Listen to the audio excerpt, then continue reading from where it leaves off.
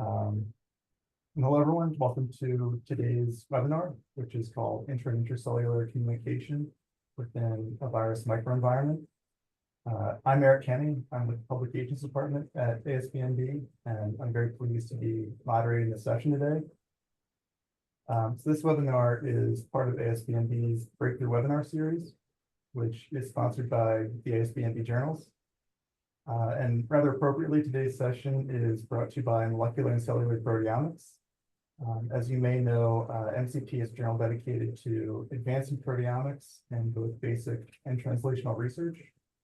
And in MCP, you'll find articles related to biological and clinical discoveries, as well as technological innovations and cutting-edge computational methods in both mass spec and proteomics. So before we start, I have a couple of quick reminders. So the first is that at the end of the talk, we're going to have a dedicated Q&A session, and we invite you at any time to submit questions using the Q&A feature at the bottom of your screen. And then after the talk, we'll address those to our presenter. And then also this webinar is being recorded. So if you want to go back and review it later or share it with someone that couldn't make it today, it will be available on the ASBNB website. But it is now my pleasure to introduce today's speaker, Dr. Ileana Cristea. And Dr. Cristea is a leading expert in proteomics and virology, and her research explores host-pathogen interactions and immune defense mechanisms during viral infections. Her lab has advanced our understanding of nuclear viral DNA sensing, antiviral factors, and virus-induced organelle remodeling. She is also the editor-in-chief of Molecular and Cellular Proteomics. She is a past president of the U.S. Human Proteome Organization, and she has received numerous honors, including the NID Avant-Garde Award and the Paul Allen Distinguished Investigator Award. But today she'll be sharing her insights into her groundbreaking work at the intersection of proteomics and infectious disease. So without further ado, please join me in welcoming Ileana, and Ileana, the floor is yours. Hi, thank you so much, Eric, for that kind introduction, and thank you for the invitation to contribute to this webinar series. It's a pleasure being here. I just want to make sure that everyone is hearing me okay, and I'm going to share my slides. Let's see if it works.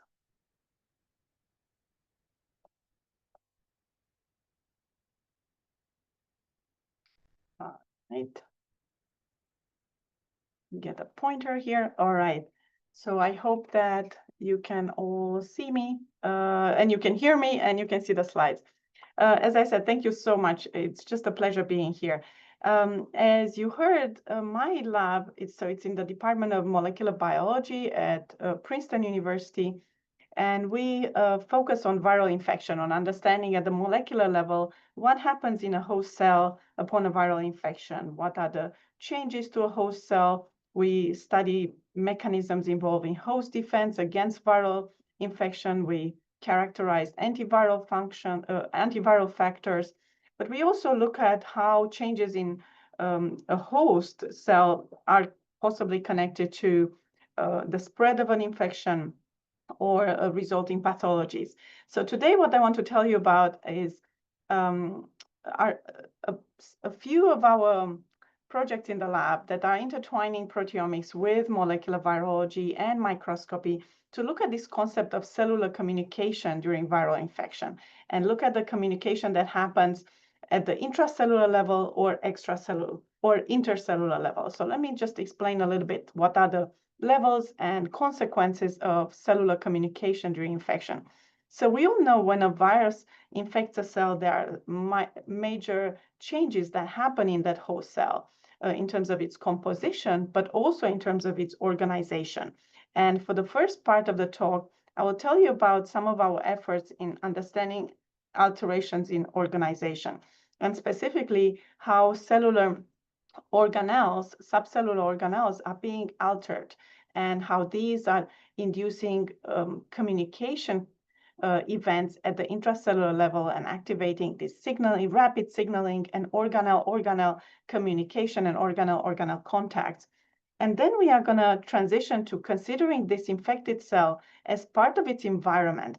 And we are going to look at this uncharted area of a virus microenvironment. So how an infected cell impacts cells that are in the immediate proximity of that infected locus, or those that are further away. So we are going to look at methods that we have developed for studying a virus microenvironment and communication, intercellular communication, so cell-to-cell communication. And as I will transition through these intracellular and cellular communication events, we will look at their relevance to co-infections and more broadly to disease development. All right, so let me start from the intracellular level. So we all know, as I said, that viruses really induce striking changes to a host cell. And many of us think about the cellular composition, let's say changes in the transcriptome, changes in the protein level, or perhaps changes in protein-protein interactions that are necessary for the replication of a virus or the spread of an infection. But another fundamental component of viral infection is actually organelle remodeling. So that means infection-induced changes in organelle shape, composition, and function that are really fundamental. These changes are really fundamental for allowing an entry of a virus to happen, the replication of the viral genome, the assembly of new viral particles, or their spread. And I want to give a few examples from some of the viruses that we study in my lab. So during infection with human cytomegalovirus, this is a beta herpes virus. It's really ancient, it's widely spread, connected with many diseases and chronic diseases, a very important human pathogen. But it's known to induce striking changes in the cell. That's why it's even called cytomegalovirus, because it makes these very large cells. But it also induces changes in organelle remodeling and organelle morphology. So for example, it induces a kidney shape for the nucleus, it fragments mitochondria, but we could look at any virus that we care about, and we also find many changes in organelle shapes and functions. For example, HSV1, this is an alpha herpes virus that also induces changes at the nuclear periphery to allow for the viral capsid egress, also induces changes in the mitochondria. Influenza A also remodels the mitochondria. Coronaviruses are inducing these signature double membrane vesicles that are formed from the ER and that are really critical for the viral replication to actually proceed.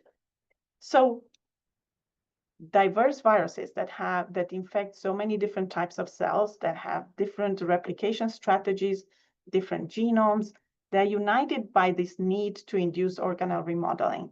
So it's really a fundamental aspect of viral infections. And it's something that my lab has investigated for a number of years through integration of proteomic methods with microscopy and with molecular virology. And something that is still not quite clear is, first of all, what's the extent of all these changes that happen in a cell, but how are they impacting an organelle function? What does it mean that an organelle looks in a certain way versus another way? Are these changes also linked to pathologies? And from our studies and through different investigations, we started to think more and more also about the coordinated nature. So let's say if an event happens at a certain time point of infection, does it impact its neighborhood? Does it impact its interaction with other organelles? Does it induce signaling cascades? And indeed, we studied this for peroxisomes and for other organelles. But when we think more broadly about organelles, this makes a lot of sense. We all know that organelles do not function in isolations as depicted here, but they rather form these interconnected and dynamic interaction networks that allow for rapid movement of information inside a cell and movement of molecules. And these sort of interactions are facilitated by a family of proteins that are called membrane contact sites. And these proteins are bringing organelles in close proximity, so these are not fusion events, and they allow for the direct transfer of biomolecules like calcium and lipid. They can also recruit other proteins to modulate the function of an organelle-organelle contact.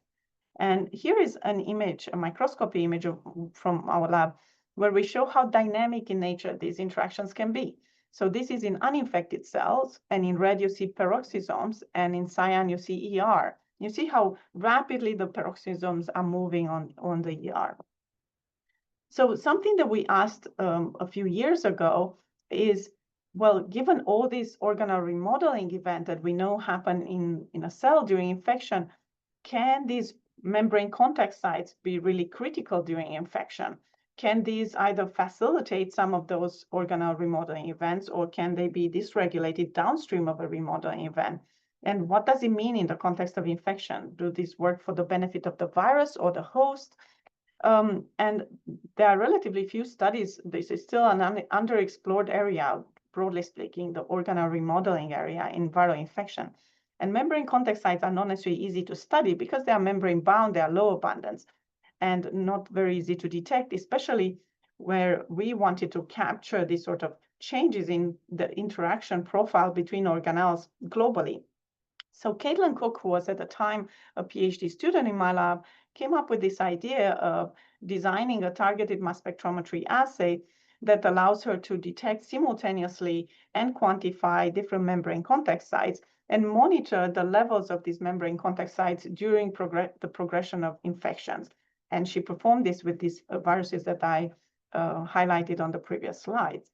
And the reason why protein abundance is really meaningful here is because it has been shown that the abundance of membrane contact site protein is a direct representation of how connected organelle. What's the extent of an organelle contact?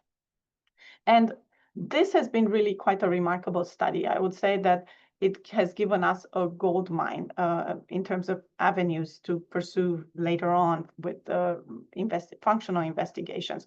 And I kind of want to tell you what we started to learn from these and pick one of these from her observation, from Caitlin's observation of altered mitochondria ER contacts during infection. And you'll see how this has taken us in really unexpected research directions. So mitochondria are known to be a regulatory hub during viral infections. Many viruses are targeting mitochondria to either induce the fragmentation of mitochondria or the fusion in order to regulate energy production, also apoptosis and immune signaling. And usually what is thought, and what's the case for most of these viruses or most of these biological contexts, is that when mitochondria are fragmented, they tend to have reduced respiration. So they are bioenergetically less active. However, infection with human cytomegalovirus, the virus that I mentioned earlier, presented a paradox in the field that remained unexplained for many years, because this virus infection induces really striking fragmentation. And as you can see it here, mitochondria are really fragmented. But somehow these fragmented mitochondria are also bioenergetically enhanced because we see increased flux through glycolysis and increased oxidative phosphorylation and respiration. So what Caitlin was able to discover is that at the time point when this fragmentation starts to occur and this increased oxidative phosphorylation is seen, mitochondria also starts to exert increased contact with the ER. So therefore, she followed this with super resolution microscopy in live cells, and she discovered that, as we expected in uninfected cells, this interaction between the mitochondria and the ER is quite dynamic. You can see here the ER weaving around mitochondria. But this interaction looks very different during HCMV infection because the fragmented mitochondria become encapsulated and stabilized in pockets of the ER. So she described and further characterized this new contact structure, calling it MENC, for mitochondria ER encapsulation contact structure, where the ER really encapsulates the fragmented mitochondria. And she further characterized how these are formed. We validated them later with cryotomography. Again, you see here the mitochondria that is really encapsulated by the ER. And what we also found is that these structures, these encapsulation structures, are somehow functioning for the benefit of the virus. And we didn't understand how they can be proviral. So William Hofstadter in my lab, who also graduated just recently, and he was at the time a PhD student in my lab, asked how are these structures formed, how are the MENGs formed, and why are they proviral? And what he discovered was quite, again, remarkable, because he showed that HCMV infection induces mitochondrial fragmentation through peripheral fission. So this is not the usual and the more commonly observed mid-zone fission that happens here at the mid-zone that would give rise to two mitochondrial progenies that are equal in size, but rather the periphery in the outer 25%, where you see this mitochondria that it's very small being formed, and then the remaining much larger progeny. And you can see that here from Will's movie. And what's known about this relatively newly discovered form of mitochondrial fission is that these peripherally fragmented mitochondria, these progenies, are usually subjected to mitophagy. So they are targeted for degradation, and they are connected to decreased membrane potential. However, Will showed that during viral infection, these progenies, the peripheral fragmentation, these fragmented mitochondria are becoming encapsulated in those MENG structures. So he monitored where these are going.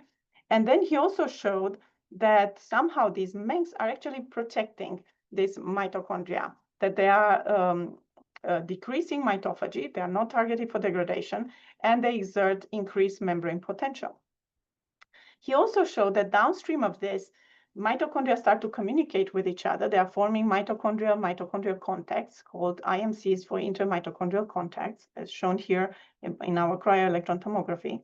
And as I said, they communicate with each other. They start to exchange potential, membrane potential, as you can see here.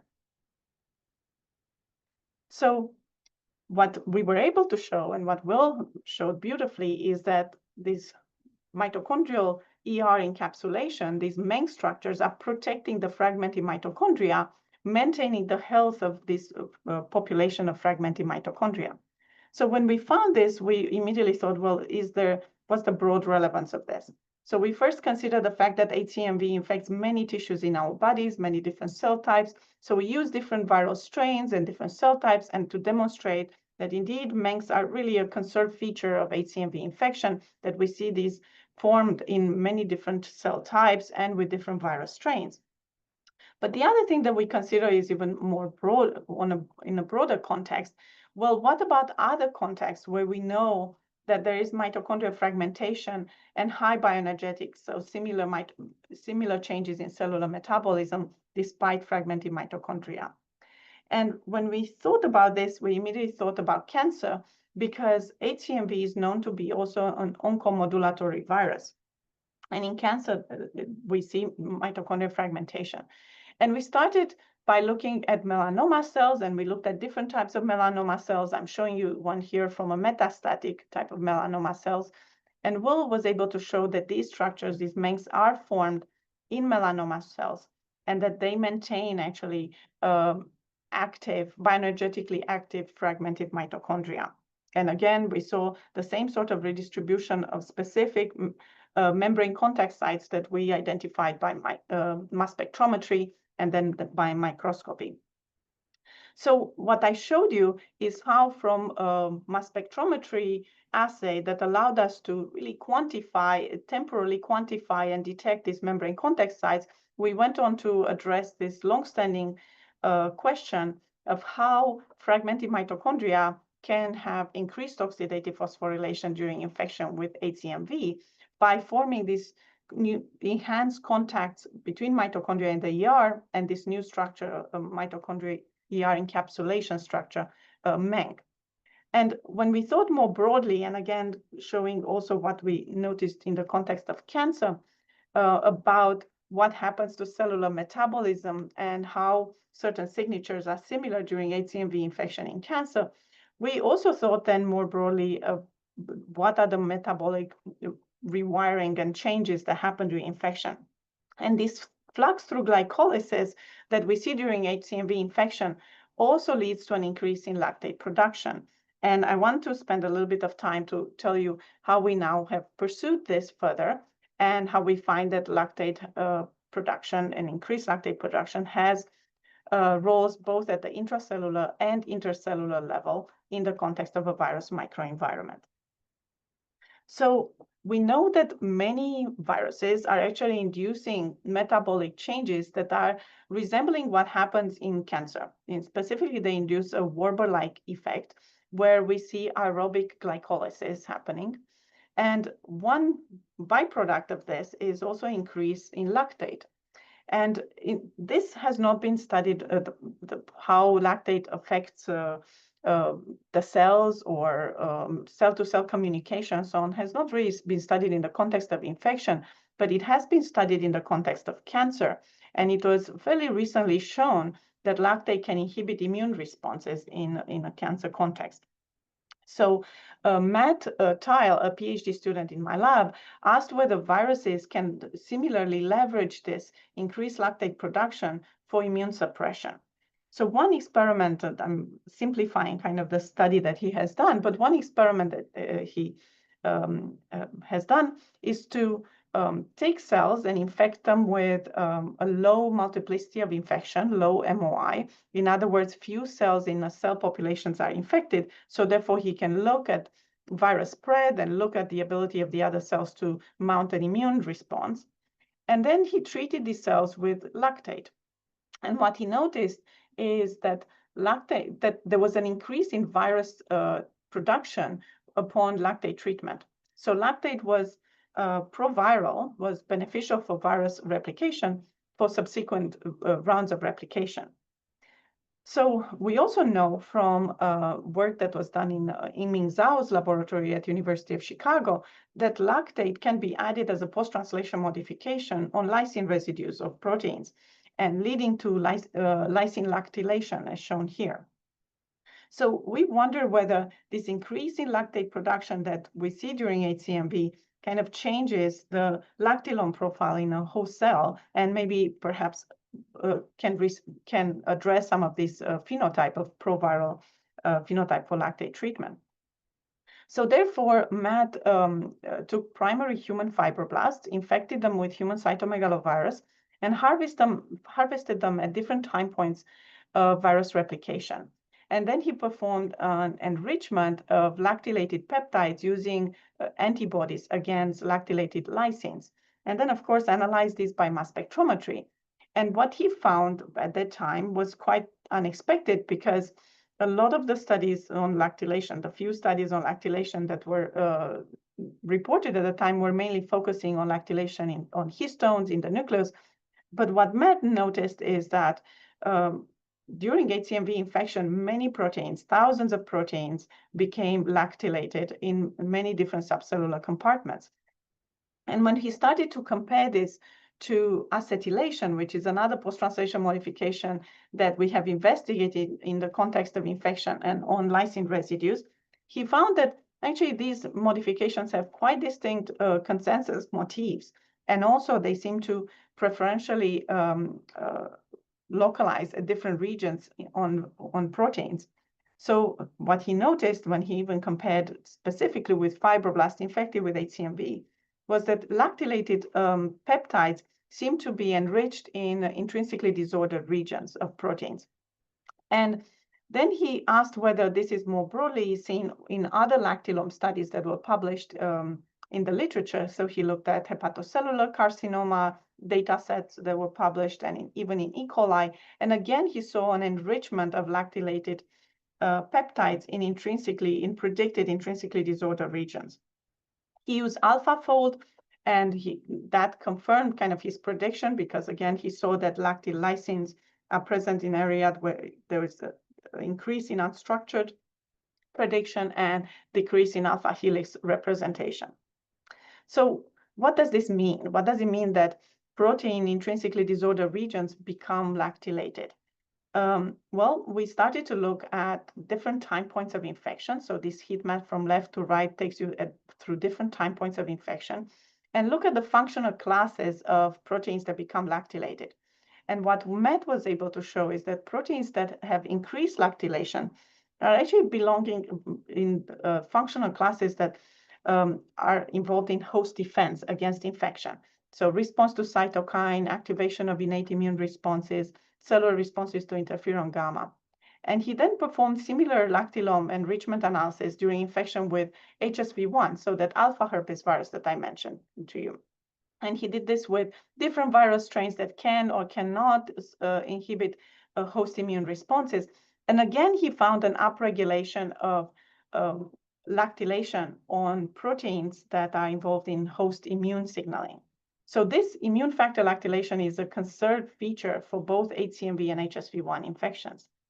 And if we now start to think about what specific proteins are becoming lactylated, well, one that Matt discovered is one that we really cared a lot about in the lab and investigated for a number of years. And this is this protein called IFI16. So this is a cellular factor really important for recognizing viral DNA and inducing from the nucleus and inducing immune signaling. So it's interferon-inducible protein 16. So he found that this DNA sensor, it becomes lactylated on many sites, both during HCMV and HSV1 infection, and some of these are in this intrinsically disordered region of IFI16. And focusing on this specific residue, K90, that was lactylated in both infections, he generated mutants. I'm just showing you just these for simplicity, but he found that lactyl mimic at this particular residue inhibited the ability of this protein to induce immune signaling. So inhibited cytokine induction. And in agreement with this, he also noticed an increase in virus production when the cells express this particular lactyl mimic compared to a charged mimic like arginine or the wild type protein. Now, this is for DNA sensing, but downstream of DNA sensing, he found lactylation on other immune factors. So this RBM14, it's important downstream of DNA sensing, and he found the lactylation in a prion-like domain. And when he mutated this to a lactyl mimic, he again found a decrease in the ability of this protein to induce cytokine induction, so decreased interferon beta and CXCL10, but increased virus production. So why is then lactylation of host immune factors suppressing immune signaling? So in order to address this question, we kind of had to go back to some of our studies that consider what these proteins need to interact with in order to exert their functions and induce immune signaling. So for that, I need to introduce you to this approach, thermal coaggregation profiling, that allow us to study protein-protein interaction at a global scale. So of course, in proteomics, we have many methods for studying protein interactions, some that allow you to focus on locally on one protein of interest, and others that allow you to capture globally the protein interaction network in a cell simultaneously. And this is what TPCA, this thermal coaggregation profiling is, and is based on the principle of thermal proteome profiling, where a sample of interest like cells or tissues or organoids, they are subjected to increased temperatures. And as the temperature increases, proteins aggregate. And for every single temperature, the remaining soluble fraction is taken and analyzed by mass spectrometry. So the readout looks like these denaturation curves, because as the temperature increases, you have less and less of these proteins as they aggregate, and there's less in the soluble fraction. So you can use this to just learn about protein properties, but you can also use this to predict protein-protein interactions, because when proteins interact with each other, they start to behave as a unit. So therefore, their aggregation profiles are similar. So we were the first to apply this and optimize and adapt it for studying viral infection. And we used TPCA, thermal coaggregation profiling, for studying human cytomegalovirus, herpes simplex virus type 1, and more recently, this gamma herpes virus, an oncogenic virus, Kaposi sarcoma-associated herpes virus. But the reason why relatively few labs are using thermal coaggregation profiling for studying protein-protein interactions is that the data analysis is not trivial. Computationally, looking at thousands of aggregation curves and making sense of this and trying to predict interactions and monitor how these are changing during a certain biological process is not trivial. So Tavis Reed tried to address this, and he developed a machine learning-based framework that he called Tapioca, where he used logistic regression submodels using subsets of dynamic data from TPCA or other curve sort of data like co-fractionation. And he combined this with subsets of static data. So information about protein domains, protein physical properties, or tissue-specific functional networks developed by Olga Transkaya at Princeton University. And he showed how this can really help you to start to capture dynamic changes in de novo protein interactions. And most recently, we now integrated TPCA with subcellular fractionation and showing how this can also provide extra depth with nucleocytoplasmic fractionation and capture kind of dynamic processes, and this is in press. So now, looking back at these data sets and starting to try to understand why that immune sensor IFI16, how does it sense viral DNA, and what does it need to interact with in order to induce cytokine responses, we kind of learned quite a bit from this global protein-protein interaction assay. So over the years, as I said, we actually studied this protein quite extensively. We showed how this IFI16 protein senses viral DNA at the nuclear periphery as soon as the viral DNA is inserted inside the nucleus. And downstream of that, a little bit in I wouldn't say recent, but more recent years, Josh Justice, at the time a postdoc in the lab, he showed how IFI16 recruits a kinase called DNA PK that is involved in DNA damage response. And that kinase in turn phosphorylates IFI16 in the same intrinsically disorder region that we were talking about earlier. And that phosphorylation is critical for the ability of IFI16 to induce immune signaling. So this interaction is important, therefore, for activating the phosphorylation and activating the ability of IFI16 to induce cytokine response. And this added to the growing kind of understanding that there is a crosstalk between DNA sensing, nuclear DNA sensing, and DNA damage response in immune activation. Further adding to kind of how the importance of this intrinsically disordered region and post-translation modifications in this area was work from Dawei Liu, a PhD student in my lab at the time, who explained this phenomenon that we've seen for a number of years, that when IFI16 binds to viral DNA, it has this really dynamic behavior. It forms puncta and then it disappears.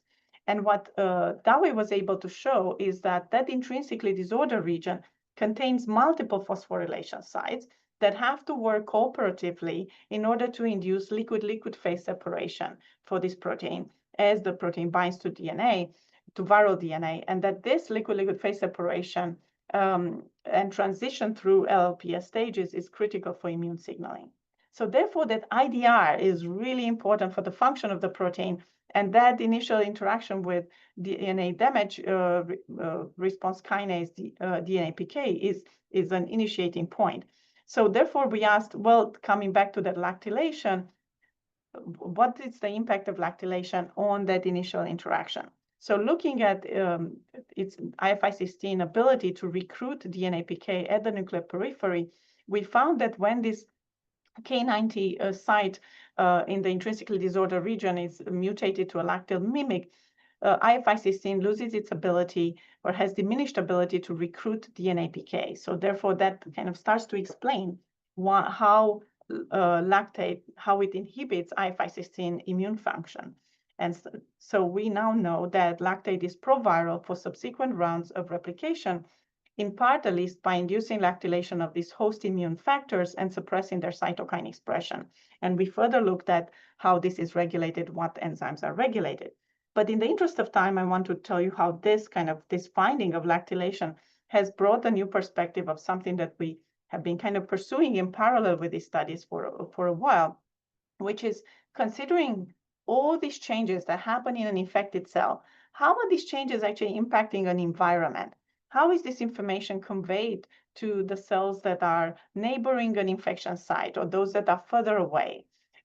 So a few years ago, we put effort into developing a fluorescence-based assay, fluorescence-based method for separating cells based on how close or far they are from an infection site. So we use fluorescence-activated sorting, and then we analyze the composition of the cell population by mass spectrometry, and then we did functional studies. And what we discovered is that a viral infection really reshapes the microenvironment to facilitate the spread of a virus.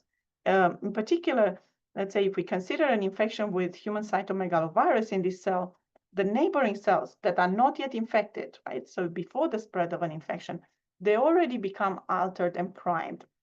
They have altered cell cycle status. They have altered organelle contacts and membrane contact site proteins, the ones that we talked about. But they also have, surprisingly, dampened immunity. We thought initially that they should have, be ready for defense because this cell is becoming infected, but actually they have dampened immunity. And now this finding of the lactate production that can suppress host immune factors and cytokine induction starts to explain some of that. We also found that given all these changes in neighboring cells, these neighboring cells actually become more susceptible to infection with HCMV, but also with other viruses like HSV1, another nuclear replicating virus, as well as influenza A, an RNA virus that replicates in the nucleus. And this is really important because, as I said, HCMV infects many different tissues, and co-infections can occur with other pathogens. And there's a lot of interest in co-infection, considering the impact of co-infections on increased morbidity, decreased immunity, cancer development, or reactivation of HCMV in different immune suppressive circumstances. There is also interest in long COVID. All right, so with that, what I hope I told you is how in a cell there is this link between metabolic dysregulation and immune dysregulation inside a virus microenvironment, and that there are many changes that happen inside an infected cell at the intracellular level with those organelle contacts that are changing, and therefore their communication cascades are changing. I showed you how we discovered this new contact structure that can protect fragmented mitochondria and ensure that the mitochondria are still bioenergetically active. And also part of this metabolic rewiring, how that increase in lactate production can suppress immune signaling and lead to this lactylation of protein intrinsically disordered region. I also showed you how we started to tease apart cell populations within a virus microenvironment and understand how an infected cell really primes cells for the spread of an infection. And with that, I want to thank my lab, everyone who has done this work, the funding, and I want to thank again ASBMB for the invitation. And as you heard, I became, towards the end of last year, the new editor-in-chief of Molecular and Cellular Proteomics. And I just want to invite you all to submit papers to MCP. We would love to see you represented. So I'm happy to take questions. All right, thank you so much, Ileana, for that fascinating talk. I was blown away with the magnitude of the organelle remodeling. We do have time for a couple questions. Excuse me. So the first one from Michael Lamb is, apologies, it's a silly question. Does this mean the rise in lactate that occurs after exercise puts in a temporary state of weakened immunity? Oh, yes. So that's actually a really good question, because now that we start to understand that lactate can really have a profound effect on our immune system, yes, probably. So we all know, right? We go jogging or we do some exercise, and then later on maybe we catch a cold more readily. So it's possible that this is affecting our immune signaling, the lactate that is produced. It's very possible. Okay, one question also in the chat. It says, thank you for the talk. 2 methodology questions. How are the levels of glycolysis activity measured with fragmented mitochondria? And how is membrane potential measured between organelle structures? Yes, so few things that we do in the lab. We use a seahorse assays. So these are live cell, a single cell analysis to monitor the metabolic status of the cell. But we also use TMRE as a readout of mitochondrial health inside the cell, because we had to do this on a mitochondria, on a single mitochondrial basis. In other words, to monitor, let's say, the fragmented mitochondria that are becoming encapsulated and becoming localized inside the MENC, inside one of these structures, and then monitor right there what happens to the membrane potential and what happens to respiration. So these are some of the methods that we used. Yeah. All right, we have another question. is there any way certain bacteria can also mimic and apply this same kind of mechanism? So I would think so. So there are, of course, bacteria are also known to induce metabolic rewiring. So depending on what type of metabolic changes they induce, definitely they should be able to have some effects. I know that even from some of our previous work, that is not necessarily directly connected what I told you today, but it's connected to kind of sensing the environment. So we used to work quite a bit in my lab on sirtuins. These are proteins that are involved in kind of recognizing any sort of stress in the environment and protecting the host cell. So we studied their role in metabolic rewiring, in immune signaling, and quite a few different processes.